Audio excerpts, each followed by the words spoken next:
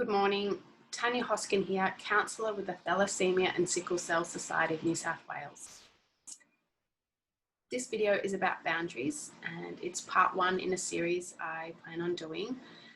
In this video, I'm going to talk about what boundaries are, how they affect us, and what aspects of our lives boundaries apply to. So I think it's a really good one to explore and give you some information about, because they apply to all of us and they can really have a big impact on how well we feel and our emotional state and how well we kind of go about our day-to-day lives. So I hope you find this helpful. And like I said, part one is just more about what boundaries are and how they might affect you. And in part two, stay tuned for that. I'll explain how to set healthy boundaries in your life, something that most of us struggle to do in some aspect, in some way.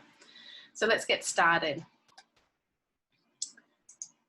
I want to start with this quote from Brené Brown. When we fail to set boundaries and hold people accountable, we feel used and mistreated. I think that really sums up or gives us some insight into perhaps when our boundaries need some work. So what is a boundary? Boundaries help us to know where we stop and another starts. And they come in lots of different forms. So they could be physical boundaries. At the moment, it might be how close and comfortable you are with people coming close to you or giving you a hug or shaking hands. They can be emotional. And they can also be mental and spiritual. So they really do come in lots of different forms. And sometimes it's hard to realize that what you're experiencing is a result of perhaps a weak boundary or not establishing a boundary. Boundaries can be applied to many aspects of our lives. It could be your family, your work, your relationships, your friendships, community groups that you're a part of. And they evolve and change over our lifespan. So if you think of a newborn baby, they don't have a real sense of separateness to their mother or main attachment figure. And you know, if the mum feels upset, the baby will often feel upset. You see that in little children when someone around them starts crying, they'll start crying. They don't have a sense that they're separate and that their emotions are different and separate to the other person. So as babies, children, teenagers, adults grow, our boundaries should evolve and grow as we go. And people often think of boundaries in terms of what I described earlier, in terms of maybe space and how close someone is to them. But they come in lots of different forms. So it might be your time, you know, you're forever donating or giving away your time and unable to hold boundaries around that. Your money, you might be the person in your friendship group that people know that they can ask to borrow $20, $100 here and there, and you've kind of forever that, you know, friendship bank. Energy, how much energy and vitality you have, and how you hold boundaries around that in your relationships, in your parenting and your feelings, and in the wider community. That might be your neighbourhood or groups that you're part of. So how do you know if your boundaries need some work? Well, a really good way of knowing is if you have trouble saying no. Some people are really comfortable with this, and some people it's really hard for them to say no, whether it's to their children, to their boss, to a stranger, you know. And it's a really good indicator, but it's not the only one. So another way to know is if you constantly have this feeling of being pushed and pulled by life, circumstances, other people, like you know, you really just don't have this sense of control. That no matter what you do, you know, you're not in charge. You're not the driver of your own bus, to give you an analogy. And so people often fall into two categories. They have feelings of resentment, confusion, frustration, or overwhelm. So that's one side of it.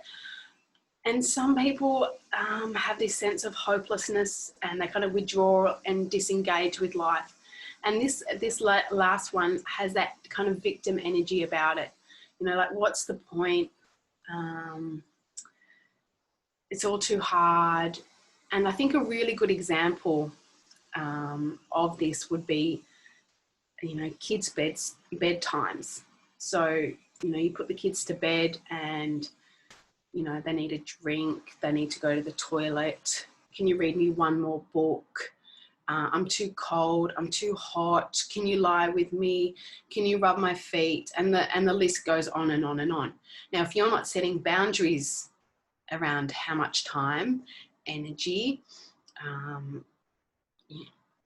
you're prepared to do for bedtime, then often you'll fall into two categories. You'll either be really resentful and you might kind of get a bit cranky and frustrated, or by the time you get out of the kids' room and they're asleep, you know, you have this frustration that now the things that you wanted to work on or read your book or whatever, you're too tired for.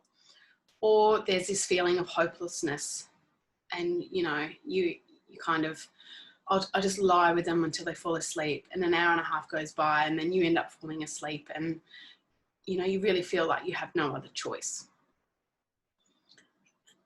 Another way to know if your boundaries need some work are that others seem to easily achieve the outcomes that you struggle to get, despite your best effort and willingness. And this is kind of centered around, you know, you have goals or hobbies or things that you'd like to do, and there just never seems to be the time or energy or space. You know, perhaps you made some time to work on a project that you've got, and you asked your partner to make sure they had the kids, and they made other plans, and you end up with the kids and your project kind of gets put on the shelf again. So that's another example there. This is a visual representation that I think is a really good way of showing the impact that a lack of boundaries or kind of weak boundaries has on you as an individual and your well-being. So if you picture yourself here in the middle, I've put different kind of external things around to give you an example, but you could put whoever, whatever it was around you. So if we use a hypothetical person here in the middle, and let's say, let me just explain this bit first. So as you can see, each person or thing has an equal kind of space around them. So I have the same amount of space as my friend, and my child has the same amount of space. So this wall here, or this line here, let's think of that as your boundary. And let's see what happens when you don't have strong, healthy, kind of aware boundaries. So I work and I normally finish at 5 o'clock, and my boss says to me, you know, we've got all this work coming in. I need you to stay back until 8 o'clock tonight and finish it off. There's just no other option. There's no one else that can do it. You'll have to stay back. And I'm okay, yep, all right, I'll stay back. And let me see if I can get my marker. Takes a minute. Yep, there we go. So work kind of comes into my box, into my space, my energy, my chill out time or my family time. And in saying yes, I realised that I'm not going to be able to go to basketball training because that's on a Thursday night at 7, and I'll have to stay back, and this work will take me till at least 8. So I forfeited my exercise and time with my mates as well. And then I finally get home, and although my partner's put the kids to bed, you know, they're excited to see me. They haven't seen me all day. Mum, can you just read us one more chapter of the book? And I say, yeah, you're right, I haven't seen you. Yeah, yep, that's fair enough. I'll read you one more chapter of the book. So there goes another half an hour by the time you do all the other stuff that goes with that. And so then, you know, 9 o'clock comes and I'm finally out having some food. winding down after a big day, and I get a call from my friend, and she says, "Oh, Tanya, I'm moving house. I need somewhere to put my spare couch. You know, you've got room in your garage. Can you put it in your garage for me for 3 or 6 months? I just need somewhere to put it for the moment." I think, oh, I really don't want her couch in my garage. I've already got 6 boxes from the last time she moved. But, you know, she's a good friend and she does help me a lot. And, you know, I really don't want to say no to her. So I say, yep, okay, you can bring your couch over. So there goes a bit of my garage space, and, you know, I've got other people's unwanted stuff in my house. So there goes a bit more of my box. And then the next day I get a text from one of the dads at the kids soccer club saying, "Tanya, you know, Susan can't do canteen duty anymore on Sunday. Can I put you down for the morning shift, you know, 9 till 12. Like, oh, great, thanks, Susan. Yeah, I really was going to work on that project of mine, let's say knitting. Really wanted to just have some time to work on that. But yep, I'll do canteen duty for Susan. You know, she's a busy woman, so, you know, I can understand that. And so I ended up doing canteen duty on Sunday morning. And then I get a call during the day from Save the Koalas saying, you know, can we count on you for a $50 donation? Without your donation, you know, we won't have koalas in the next 10 years. And I think, oh, I really didn't have that in the budget. That's going to make it a bit tight. I've got to buy the kids' school uniforms, and this is happening. And, you know, we were trying to save some money aside for a holiday. But yeah, you know, I don't want to see the koalas being extinct. So I better put in my $50. So then I put in my $50, and a bit of my money and my hard-earned money goes into saving the koalas. And then I get a call Friday night from my brother saying, oh, look, me and his wife want to go house hunting tomorrow, but we really don't want to take the kids. You know, it just takes so long to get in and out of the car, and they just want to run around all the open homes, and it would really be better if we went without them. So can you have them tomorrow? You know, we should be done by 3, but, you know, can you have the kids? So I say, oh, yeah, really don't want some additional kids in the house on Saturday. You know, half my Sunday morning's already gone with canteen duty. You know, but they looked after my kids a couple of weeks ago. So yeah, I guess I should look after their kids. So a bit more of my box goes. And now, as you can see, with each one of these requests or things that kind of pop up, they're taking up a bit more of my box, and their box is actually extending into mine. So, you know, my brother's box is now this much bigger because he's taken up some of my space. You know, Friday night comes and my partner's had a big week at work, and he's in a foul mood, and he's grumpy and irritable and generally not nice company. And after a while, that kind of has an effect on me, and, you know, I start feeling grumpy and irritable and, you know, snappy at everyone. So a bit of my, you know, feel good, it's Friday, kind of gets eaten away by his bad mood. And then Saturday morning comes, and my brother and his wife bring their kids around, and their kids are all happily playing. I think, oh, great, I finally sit down and do some of my knitting. I've been looking forward to this all week. And my neighbour pops over for a quick cup of tea that ends up being 4 hours long, and I hear about everything that's happening in their life that I've heard all before, and you know, they just kind of talk, and I'm kind of feel like I'm held hostage, but, you know, I sit through 4 hours of chatter and kind of feel obliged to offer them another cup of tea halfway through. And so now my box is really quite small. I'm kind of operating in this much space. So if you kind of think of me being this little logo here, you know, the amount of space that I have to kind of move and breathe and take up is very limited now.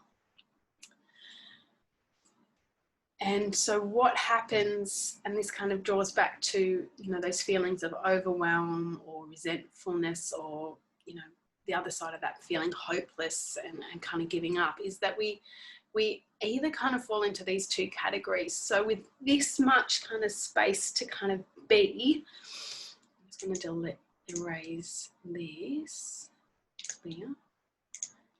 So it's not on the next slide. So the two, change. Yes, there we go. So we either fall into one of these two categories. We either explode because we're trying to kind of be and go about our day in this much space, and this ties back to the example of the bedtime. You know, after the third request for a drink or going to the toilet, you know, you just erupt. You know, it's bedtime, that's it, enough. And you kind of look like crazy mum or crazy parent, and or you implode.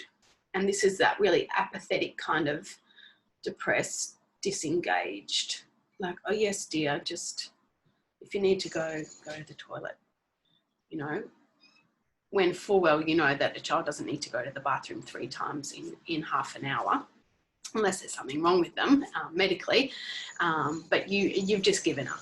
You know, you have no kind of fight energy left in you. So you perhaps can look at these two examples and kind of perhaps you might see yourself as either one of these. You might look at that this diagram here and see that you hold really good boundaries, say around work, but that often with friends or your children, your boundaries are a bit more fluid, and those feelings of resentment or, you know, why bother kind of come up more so. So the good news is that with boundaries, you get to decide where this kind of line goes. So like I said, with work, you might be really confident and happy setting it there.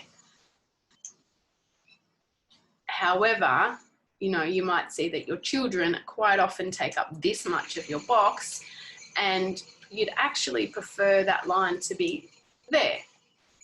Because over here you can see that if that's all coloured in, you don't have that much room and you start getting a bit irritable and overwhelmed.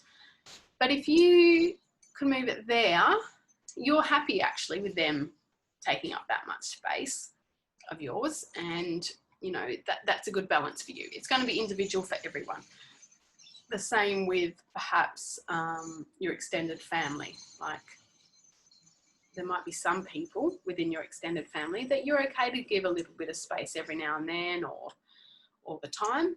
And then there's other people where you can see that having a really firm and clear boundary and line there would actually be really good and helpful to your well-being. So let me clear all that off before we go to the next screen.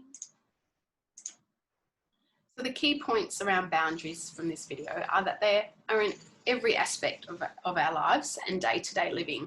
Some are easier to see and or to hold than others. Like I said, you might be really good at holding them for work, but not so good with your children or your friends. Learning about boundaries and how to create them is not necessarily something that we're all taught. Lots of us, and myself included, have learned how to keep boundaries as an adult due to these feelings of resentment or overwhelm or apathy, and seeing that they all stem from our inability to set boundaries and to keep them.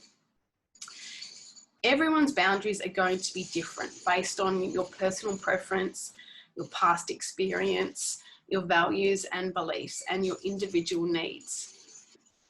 Setting boundaries is not about hurting or disappointing another. And this is a really important point. Lots of people feel really guilty or horrible or mean when they set boundaries. And that's where this second part 2 of boundaries video might help you. Because setting boundaries is actually about taking care of yourself and your well-being, rather than hurting or disappointing another. In saying that, not everyone is going to be happy about you setting boundaries. For instance, in that example, if I said to my boss, look, I can't stay back, I'm going to miss basketball and I'm not prepared to do that, I'm going to assume that my boss isn't going to be thrilled by my strong sense of boundaries around that. However, in that example, you can see that I'm not saying no to disappoint my boss, I'm saying no to take care of myself. And here's a final quote: boundaries are part of self-care. They are healthy, normal, and necessary. So I hope you've enjoyed the video. If you want to watch part 2, I'll go through the steps and skills you need to set healthy boundaries in your life.